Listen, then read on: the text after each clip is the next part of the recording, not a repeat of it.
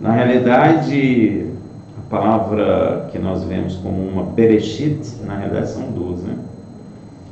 Reshit é princípio, B é no. Bereshit. Essa paraxá vai de Gênesis 1 a 6:8. Haftará, Isaías 42:5 a 43:10. E o Berit Hadashá, Mateus 1 a 2:23.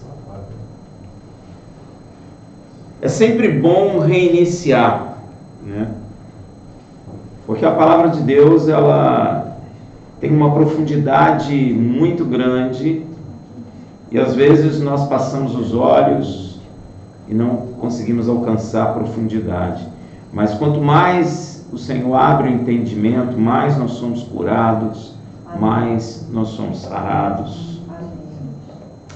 Então iniciamos Bereshit e eu queria que vocês abrissem a palavra, o livro santo, em Gênesis 1:1,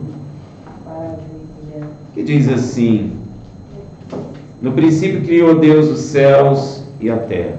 Interessante, né?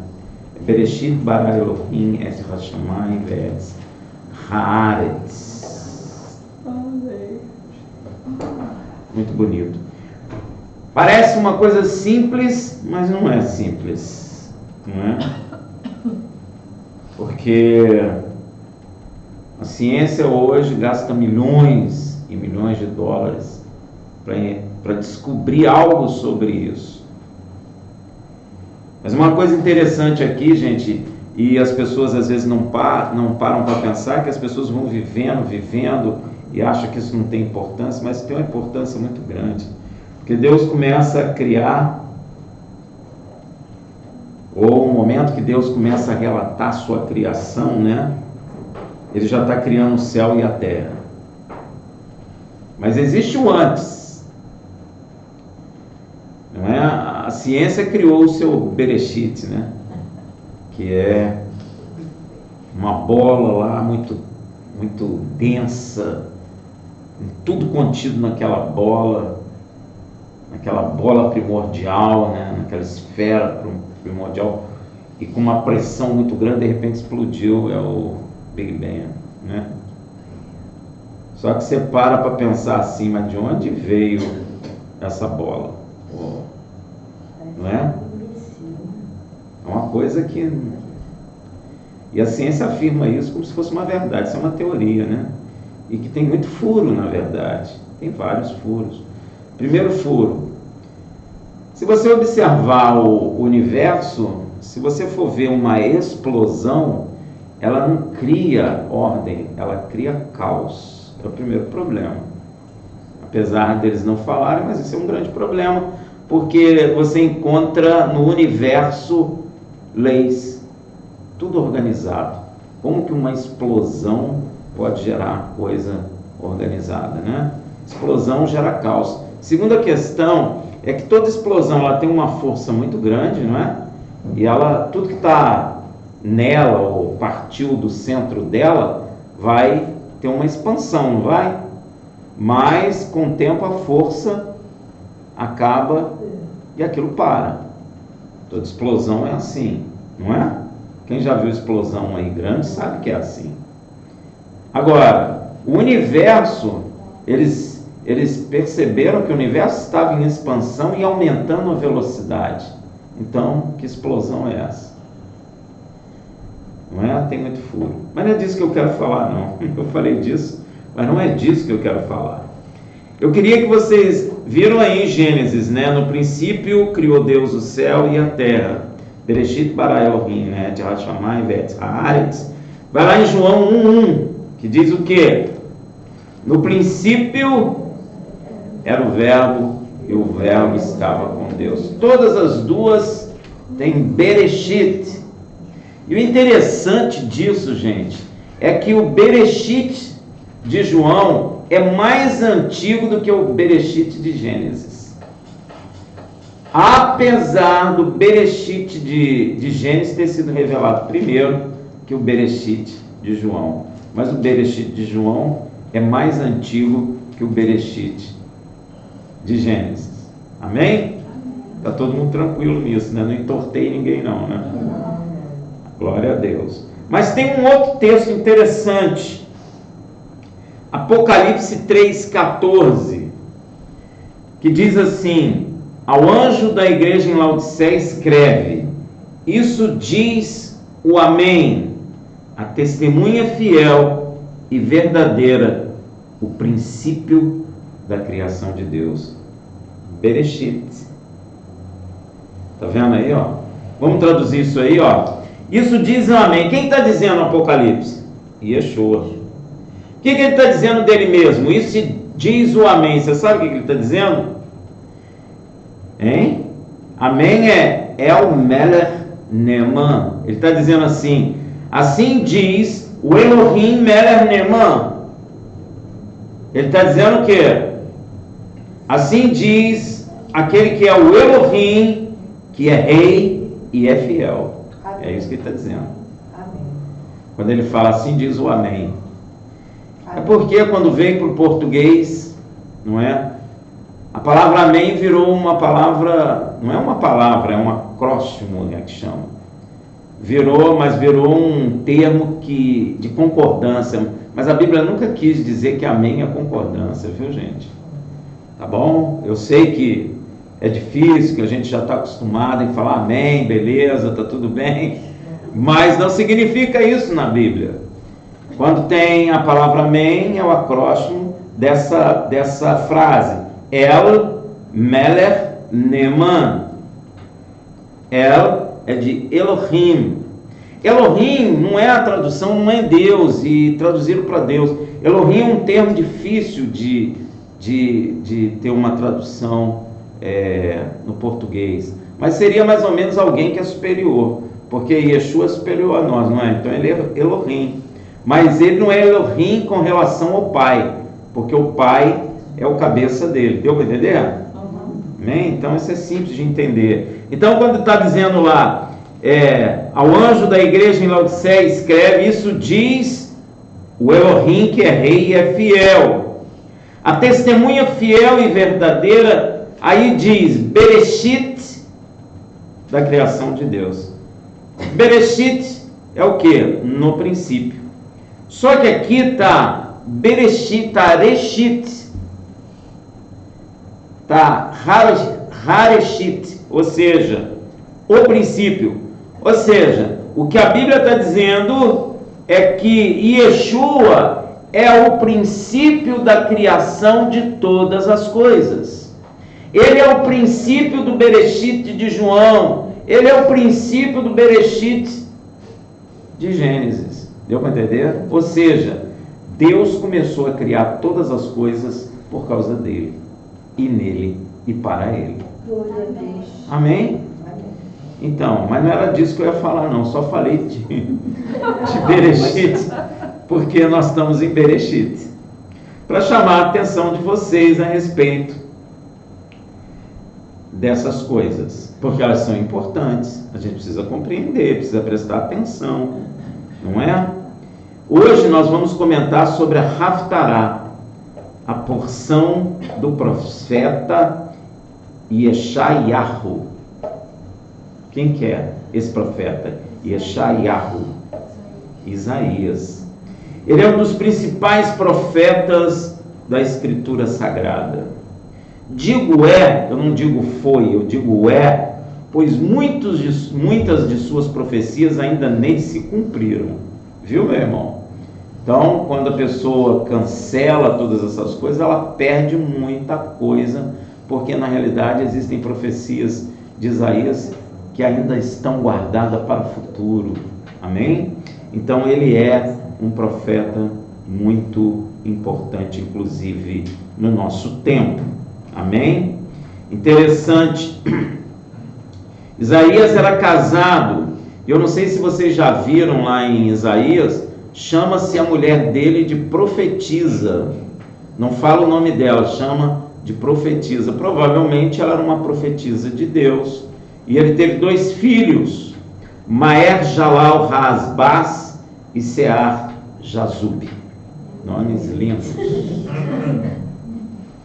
É estranho para a gente. Ele foi ativo em seu ministério por mais de 40 anos. Ele teve um ministério longo, não é? Em Jerusalém. Ele passou pelo reino de Uzias, Jotão, Acás e Ezequias. Ezequias, ele foi um grande conselheiro e apoiador. E essa porção começa como se fosse relembrando Bereshit, trazendo de volta à memória Israel.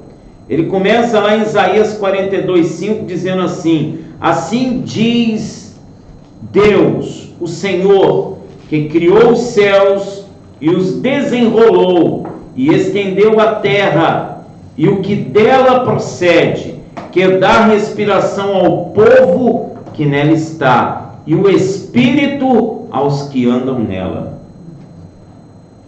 O texto ele começa dizendo assim: assim diz Deus. O que Deus falou com Isaías,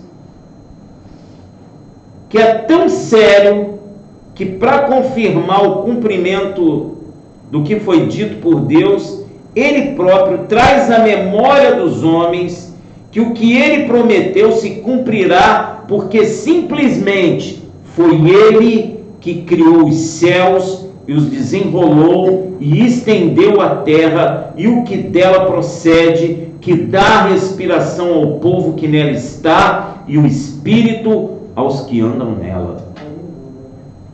O que ele falou que é tão importante, que ele colocou dizendo que há de cumprir, porque ele criou todas as coisas. Ele está se dando como garantia do cumprimento de algo que ele falou por meio de Isaías. E para sabermos o que é isso, que promessa tão importante é essa, nós temos que voltar para Isaías 42, versículo 1. Temos que sair um pouco da paraxá. Isaías 42, 1. Eis aqui o meu servo, a quem sustenho, o meu escolhido, em quem se compraz a minha alma. Pus o meu espírito sobre ele, ele trará justiça às nações. É essa promessa aqui que Deus está dando uma garantia. Ele está se colocando como garantia de que há de cumprir. Simplesmente vai cumprir, porque Ele criou todas as coisas. Foi Ele que criou os céus e os desenrolou. O céu não está em expansão, Ele está desenrolando. Quando que Ele vai parar de enrolar? Ele sabe. Mas o céu está desenrolando, a ciência está sabendo disso. Então não foi uma explosão. O céu está desenrolando sob o controle de Deus. E Ele está dizendo a você que essa promessa que Ele fez há de se cumprir, porque simplesmente foi Ele que criou todas as coisas que vemos. É isso que Ele quer dizer. E a promessa é essa: eis aqui o meu servo, a quem sustenho, o meu escolhido, em quem se compraz a minha alma. Pus o meu espírito sobre ele, ele trará justiça às nações. Deus está prometendo um servo vindo dele, a quem ele próprio o sustentará, o escolhido por ele. Deus se compraz nele e tem um grande prazer nele. Deus pôs o seu espírito sobre ele e este servo trará justiça às nações. A fidelidade de nosso Deus é tão grande que dura de geração a geração. Meu irmão, você pode ficar tranquilo. Se Deus lhe prometeu uma coisa, essa promessa dura de geração em geração. Deus falou com Abraão que a sua descendência permaneceria para sempre. Alguém já viu Israel? Israel não está crendo em Deus, mas Israel está em Canaã como Deus prometeu que estaria. Está ou não está? Está na terra dele totalmente? Não. Mas está em Canaã. Deus não prometeu? Não é? Deus está restaurando a nação santa. Primeiro vem a restauração física, depois virá a restauração espiritual. E ela não, parece que não vai demorar muito não. Amém? Amém. Nós cremos que está bem próximo à restauração espiritual de Israel. Amém? Deus, Ele é extremamente fiel. E a sua fidelidade, ela dura de geração em geração. Salmo 119, 90. A tua fidelidade dura de geração em geração. Tu firmaste a terra e ela permanece firme. A ciência está com medo de explodir meteoro na terra, estão arrumando até formas de desfazer os meteoros que vêm em direção à terra, estão gastando milhões. Mas eu vou dizer uma coisa para você, isso não vai acontecer, só se Deus quiser. Pode ficar tranquilo. Passou um meteoro aí maior que a lua perto aqui. Esse cara com medo. Mas não acontece nada. Sabe por quê? Porque Deus não vai permitir isso. Amém? Teve um meteoro, gente, que veio, ele era imenso. E eles começaram a seguir. Eles ficam seguindo o negócio. E estava vindo em direção da Terra. E eles filmaram. De repente, o meteoro foi se desfazendo. Pode pesquisar isso na internet. E eles não sabem que força estava atuando ali para estilhaçar aquele meteoro que estava vindo em direção à Terra. Ninguém sabe o que é. Tem teoria, né? A ciência trabalha com teoria. Uns acham que foi o calor do Sol, outros acham que teve um choque de um outro meteoro que eles não viram, chocaram-se, né? Se você vê ele fazendo assim, ó, se abrindo assim, ó, em vários pedaços, e eles estavam cheios de medo. Mas isso não vai acontecer, porque ele é fiel e ele firmou a terra e ela permanece firme. E mais, gente, sustentada no vazio. Você vê aquela bola no vazio azul, aquele silêncio no universo. Não sei se o universo tem silêncio, né? Mas de qualquer forma, você olhando assim, você vê aquela bola girando ali. E não muda, ninguém tira. Amém, meu irmão? Porque ele firmou, ele fundamentou a terra. Olha só, mais ou menos 740 anos depois, olha só, 740 anos depois que essa promessa foi feita por Deus de enviar o seu servo, ela se cumpre. Veja em Mateus 12, de 15 a 21. E Yeshua, percebendo isso, retirou-se dali. Acompanharam-nos muitos, e ele curou a todos, e advertiu-lhes que não o dessem a conhecer, para que se cumprisse o que foi dito pelo profeta Isaías. Aí, ó. Eis aqui o meu servo que escolhi, o meu amado, em quem a minha alma se compraz. Porém sobre ele o meu espírito, e ele anunciará aos gentios o juízo. Não contenderá, nem clamará, nem se ouvirá pelas ruas a sua voz. Não esmagará a cana quebrada, e não apagará o morrão que fumega, até que faça triunfar o juízo, e no seu nome os gentios esperarão. Veja, meu irmão, se cumpre na totalidade.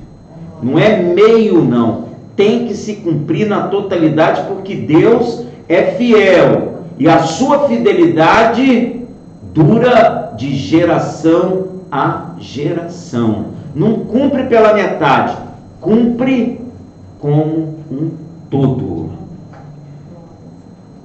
Veja só, a palavra, Isaías falou, eis aqui o meu servo. É só você ler Filipenses 2, versículo 7. Mas esvaziou-se a si mesmo, tomando a forma de servo, tornando-se semelhante aos homens. Ele não é servo porque ele tomou forma de homem, meu irmão. Ele é servo porque ele esvaziou-se da sua glória.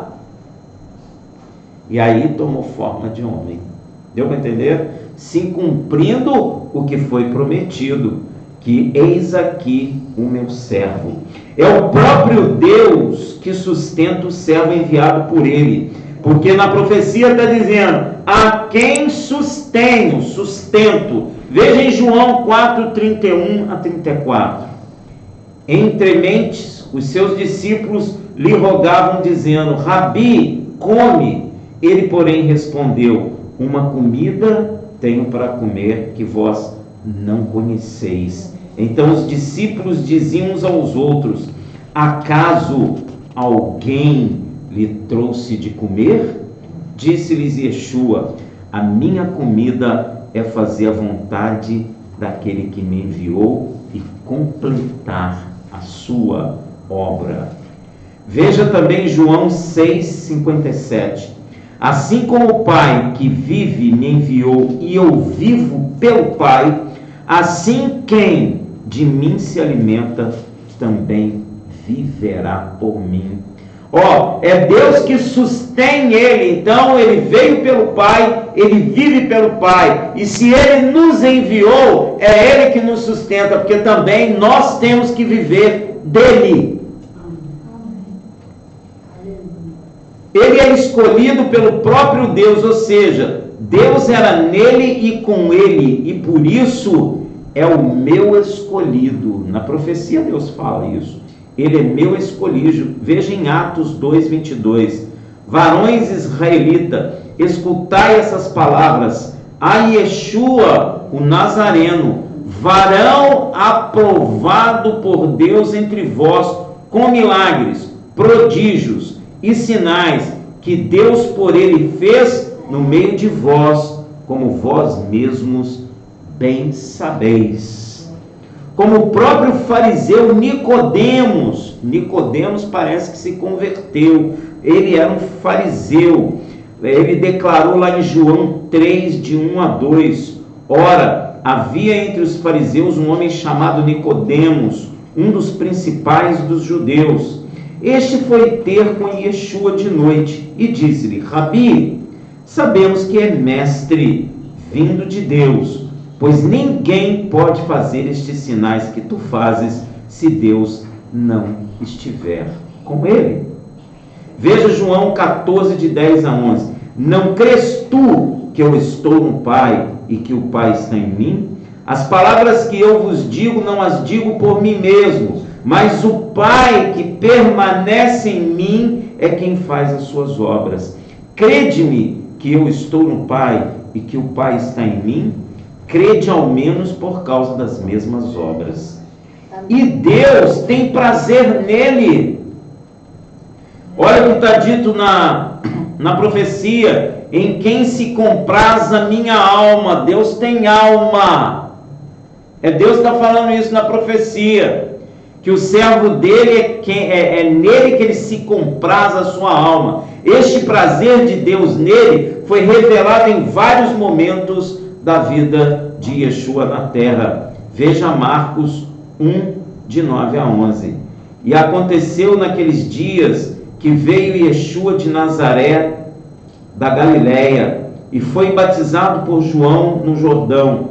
E logo quando saía da água, viu os céus se abrirem, e o Espírito, qual pomba, a descer sobre ele. E ouvindo-se dos céus esta voz, Tu és meu Filho amado, em ti me comprazo. Tradução, tenho prazer em ti.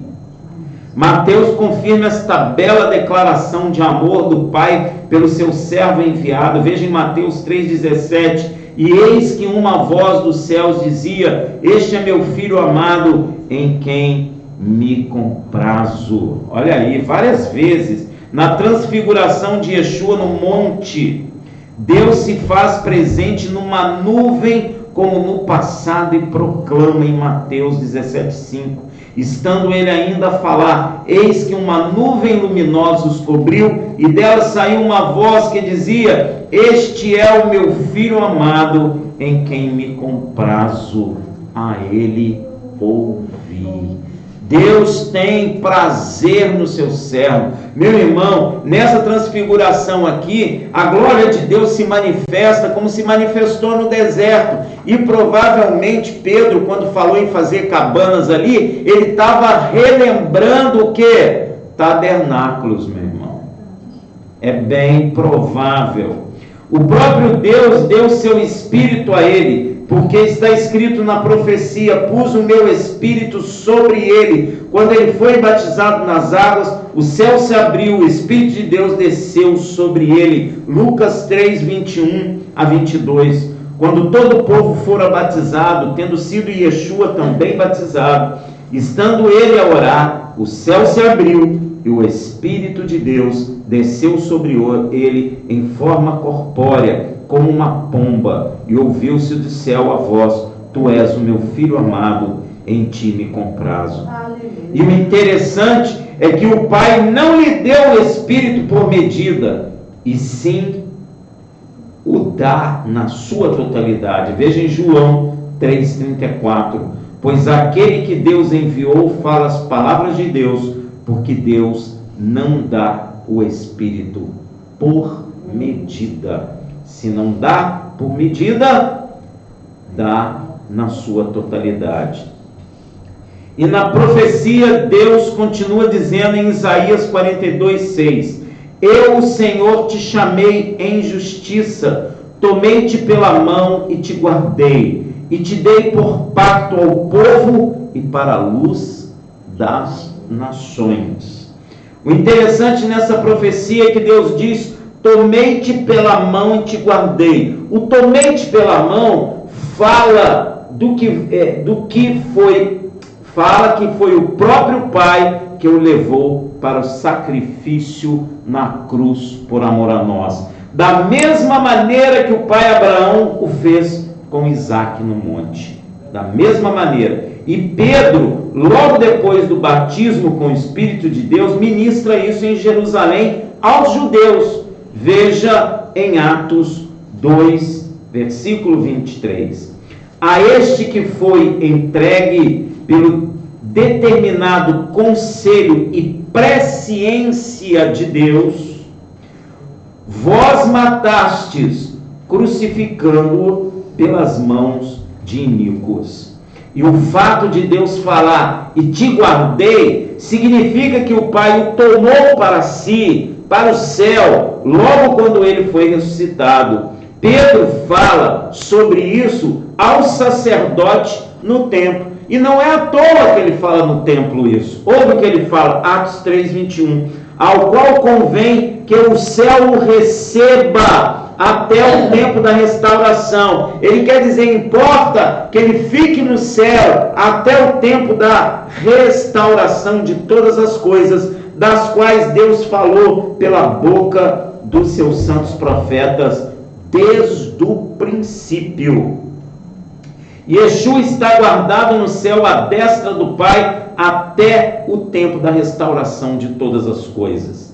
E quando Deus diz: e te dei por pacto ao povo, aqui Yeshua é dado para o novo pacto com o povo de Israel. Pedro também fala sobre isso em Atos 3, 25, 26. Vós sois os filhos dos profetas e do pacto de Deus, que fez com vossos pais, dizendo a Abraão: na tua descendência serão abençoadas todas as famílias da terra. Deus suscitou o seu servo, e a vós primeiro vos enviou para que os abençoasse, desviando-vos a cada um das vossas maldades. Deus deu seu servo como pacto para o povo de Israel. Quando Yeshua morre, quando Yeshua derrama seu sangue, Deus estava estabelecendo com Israel a nova aliança. Por isso que ele diz que estava dando o seu servo como pacto ao povo. Aí é o povo de Israel. Porque o pacto é com o povo de Israel. O pacto não é com a igreja como muitos pensam. O pacto é com o povo de Israel, que possibilita a entrada do gentio, formando aí também a igreja do Mashiach. E quando Deus diz que deu seu servo para a luz das nações, Sobre isso, o apóstolo Paulo é craque no falar, né? E o apóstolo Paulo e Silas falam aos judeus claramente na sinagoga de Antioquia, em Atos 13, 45 a 48.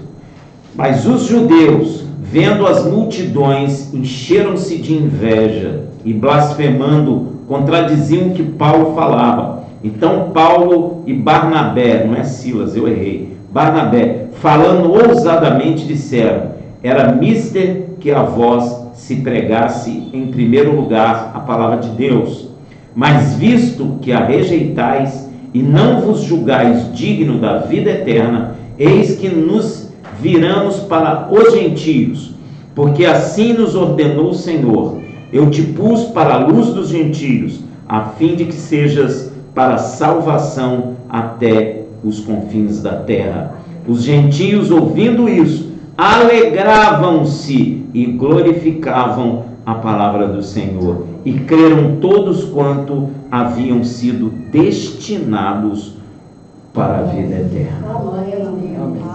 Então, a profecia que Deus falou lá atrás por Isaías, tudo se cumpre exatamente como Deus falou. É só você prestar atenção e ler devagar e com atenção, que você vai ver que a promessa de Deus se cumpre em detalhes.